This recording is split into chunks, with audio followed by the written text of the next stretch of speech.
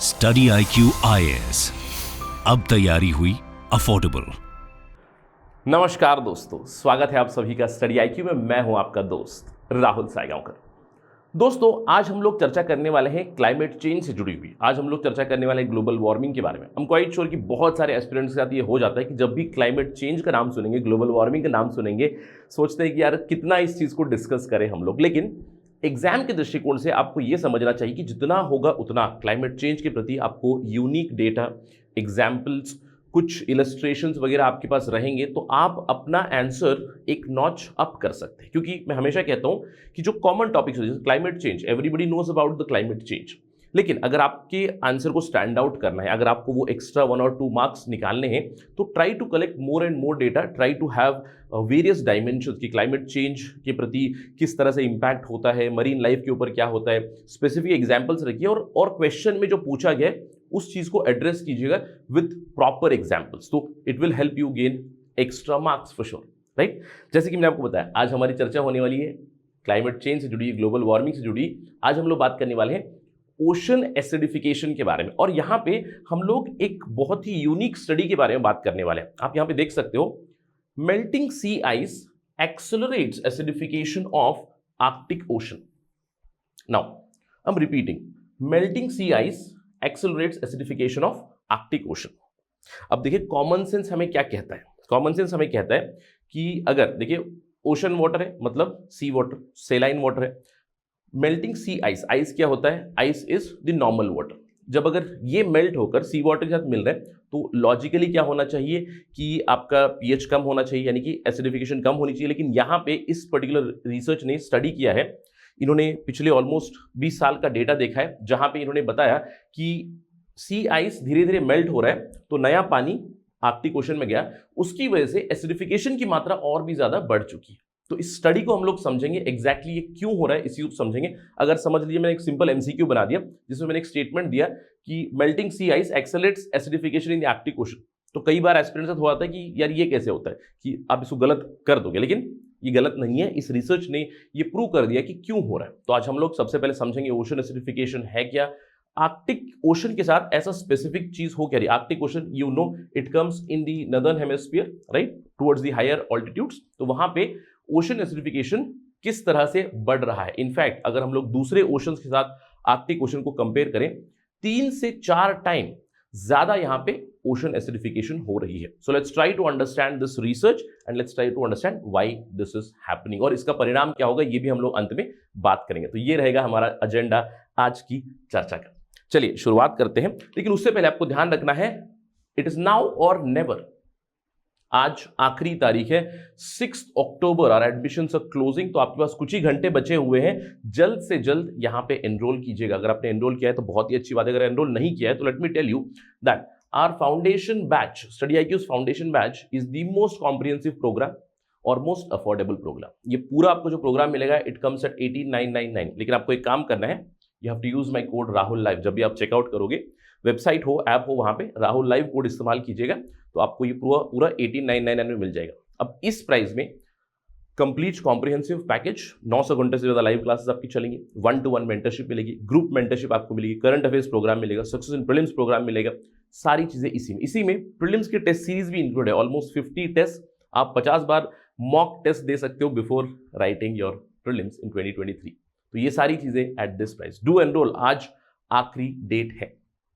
इसके अलावा आपको यह भी ध्यान रखना है कि अगर आप स्टेट पीसीएस की तैयारी कर रहे हैं तो स्पेसिफिक चैनल बना है पीसीएस सारथी, इसको जरूर सब्सक्राइब करें। यहां पे स्पेसिफिक स्टेट पीसीएस का डेटा क्लासेस चलेंगी, शेड्यूल भी आपको पहले से ही मिलेगा। So do subscribe for this as well अगर आप स्टेट पीसीएस की तैयारी कर रहे हैं, राइट। विद दैट नोट चलिए आगे बढ़ते हैं और बात करते हैं इस स्टडी के बारे में। मैंने आपको बताया हम लोग एक पेपर के बारे में डिस्कस करने वाले, रिसर्च पेपर जो पब्लिश हुआ था साइंस में रिसेंटली इन द वॉल्यूम 377, जहां पे इन्होंने बताया climate change drives rapid decadal acidification in the Arctic Ocean from 1994 to 2020। Almost मैं कहूंगा 26 ईयर्स का डेटा है, जहां पे इन्होंने स्टडी किया है कि एसिडिफिकेशन ज्यादा हो रही है यहां पे in the Arctic Ocean compare to the other oceans. अब क्या हुआ, इस स्टडी ने बताया है स्पेशली वेस्टर्न आर्कटिक ओशन में acidification is happening 3 to 4 times more than the other ocean basis, यानी कि पैसिफिक हो गया, दूसरा अटलांटिक ओशन है, वहां पे एसिडिफिकेशन कम मात्रा में हो रही है, यानी कि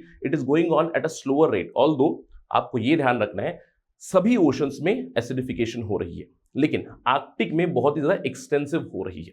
अब ये क्यों हो रही है, लेट्स ट्राई टू अंडरस्टैंड। इसका एक रीजन उन्होंने बताया है, rapid loss of sea ice in the decades, इसकी वजह से। अब ये rapid loss of sea ice क्यों हो रहा है, ये तो हमें पता है, this is happening because of global warming, right. Global warming यानी कि एवरेज अर्थ का टेम्परेचर इंक्रीज हो रहा है धीरे धीरे, जिसकी वजह से जो ओशन के ऊपर आइस कैप होता है या फिर जो आइस सी आइस है वो धीरे धीरे मेल्ट हो रहा है, जिसकी वजह से एसिडिफिकेशन हो रही है। Let's try to understand this. लेकिन उससे पहले ओशन एसिडिफिकेशन को समझते, क्योंकि यहां पे मैंने देखा है कि बहुत बार एस्पिरेंट्स गलती कर देते हैं। अगर मैं एक सिंपल सा आपको स्टेटमेंट बता दूं, ocean acidification means the oceanic water turning acidic, यानी कि एसिडिक मतलब मैं कहूंगा उसका जो पीएच होता है। अब पीएच क्या होता है, पीएच अगर हम लोग केमिस्ट्री 101 में चले बेसिक, पीएच का मतलब है आपका logarithmic value of the hydrogen ions, number of hydrogen, ये तो हमें पता है, राइट। तो पीएच अगर आपका 7 से नीचे चला जाए देन इट बिकम्स एसिडिक, ये तो आपको पता है, राइट।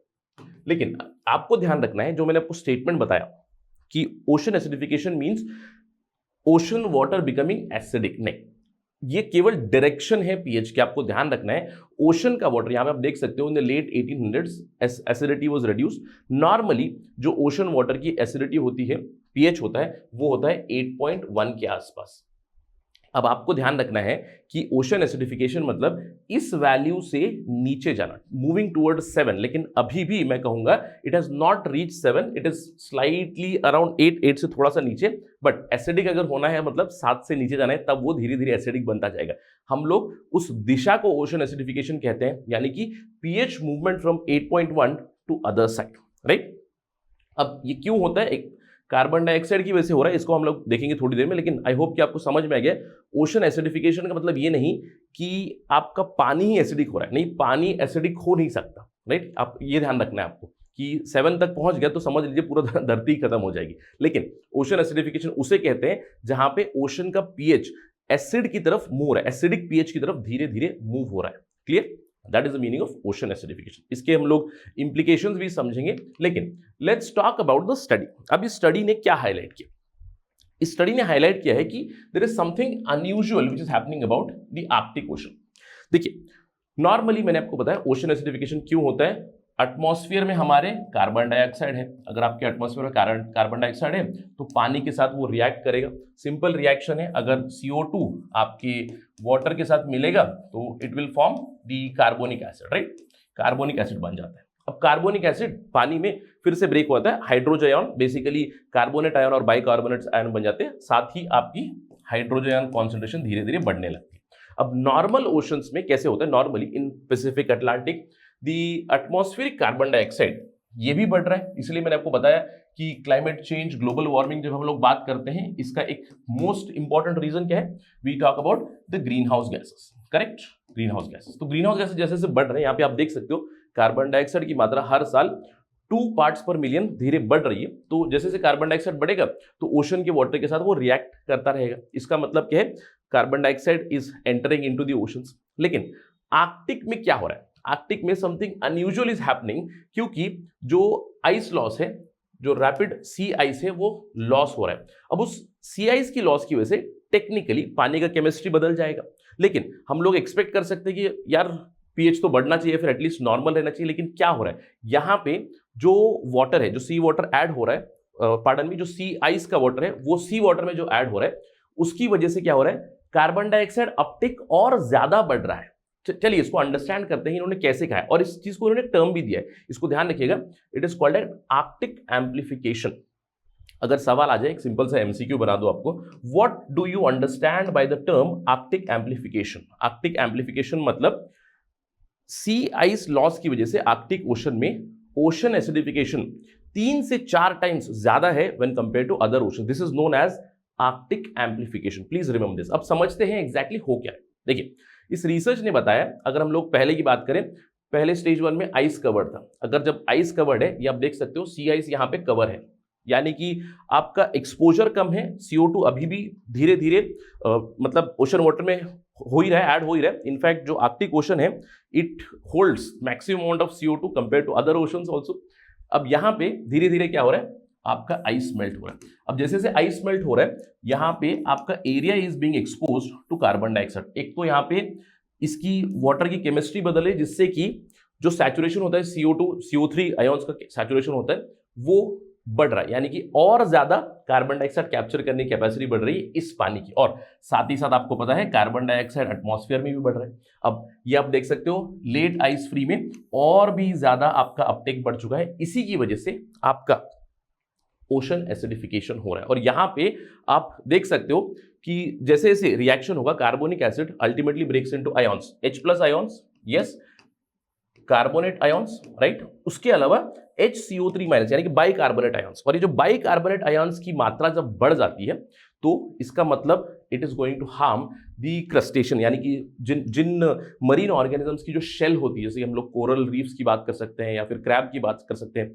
उनके ऊपर एक कैल्साइट एर्गोनाइट की शेल होती है। तो अगर उन्हें ये कार्बोनेट आयन नहीं मिलेगा तो धीरे धीरे उनके ऊपर परिणाम हो सकता है, राइट। अब आई होप कि आपको समझ में आ गया क्या हो रहा है। देखिए ये जो आइस मेल्ट है ये एक्चुअली डाइल्यूट कर रहा है जो सी वाटर है आर्कटिक का, उसकी अल्कलिनिटी को कम कर रहा है, जिसकी वजह से उसकी बफरिंग कैपेसिटी यानी कि एसिडिफिकेशन को रेजिस्ट करने की कैपेसिटी कम हो रही है। इसके लिए और भी ज्यादा CO2 ऐड हो रहा है। सो व्हाट इज हैपनिंग और व्हाट विल हैपन, इस रिसर्च ने बताया है 3 चीजें हो रही है। सबसे पहली चीज, वाटर अंडर द आइस सी, यहां पे अगर आप देखो कार्बन डाइऑक्साइड का डेफिसिट है, लेकिन जैसे ही आपका आइस मेल्ट हो रहा है तो और भी ज्यादा एरिया एक्सपोज हो रहा है, जिसका मतलब है और भी ज्यादा कार्बन डाइऑक्साइड कैप्चर हो जाएगा।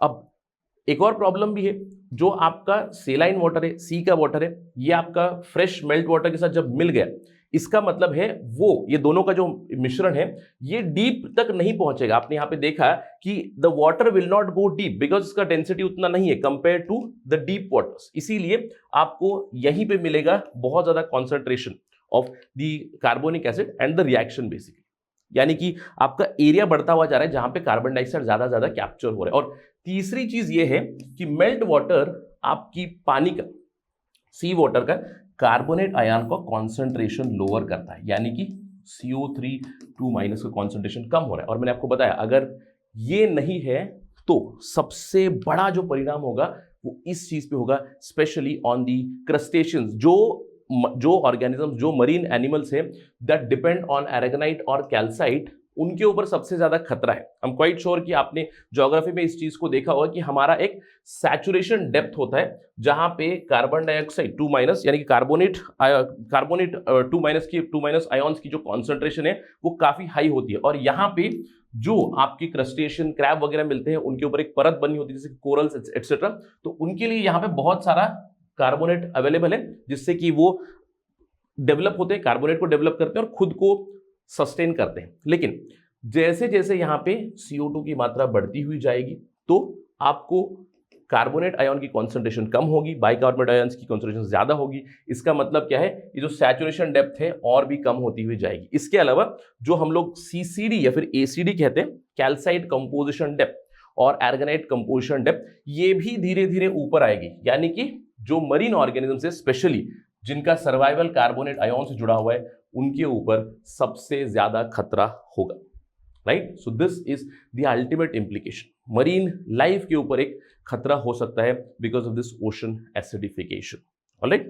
तो यही इस पर्टिकुलर स्टडी ने हाईलाइट किया। इनफैक्ट इस पर्टिकुलर डायग्राम में कुछ चीजें दिखाई दे रही हैं जो मैं चाहता हूं कि एस्पिरेंट्स थोड़ा सा सर्च करके मुझे बताए, स्पेशली 2 चीजें, एक है थर्मोक्लाइन लेयर और एक है लाइसोक्लाइन। इन दोनों का मतलब क्या है मुझे कमेंट सेक्शन में बताइएगा, so that we prepare for these topics as well. I hope कि आपको पूरा आइडिया आ चुका है कि ओशन एसिडिफिकेशन आर्कटिक ओशन में ज्यादा क्यों हो रहा है, क्योंकि सी आइस मेल्ट हो रहा है धीरे धीरे, जिसकी वजह से कार्बन डाइऑक्साइड कैप्चरिंग कैपेसिटी और भी ज्यादा बढ़ रही है, right. So please note this as an example, note this as a data. In fact simple MCQ बन सकते हैं। मैंने आपको बताया कि स्पेसिफिकली अगर MCQ में एनीथिंग कनेक्टेड टू आर्कटिक आ गया, इमीडिएटली आपके न्यूरॉन्स हिट होने चाहिए कि आर्कटिक में ocean acidification compare to the other oceans ज़्यादा मात्रा में हो रहा है। आई होप कि आपको समझ में आ चुका है क्यों हो रहा है। अगर इस चीज़ के ऊपर कोई अपडेट आएगी, कोई खबर आएगी, तो हम लोग फिर से चर्चा करेंगे ज़रूर on study IQ। That is it right now in this discussion. और अगर आपको ये डिस्कशन पसंद आए, you can always follow me on my social media handle. और ध्यान रखिएगा, today is the last date, do not miss out on the batch 6। जल्द से जल्द एनरोल करें। Do not forget to use the code Rahul live. Thank you for watching this video. जय Hind. Study IQ IAS, अब तैयारी हुई अफोर्डेबल।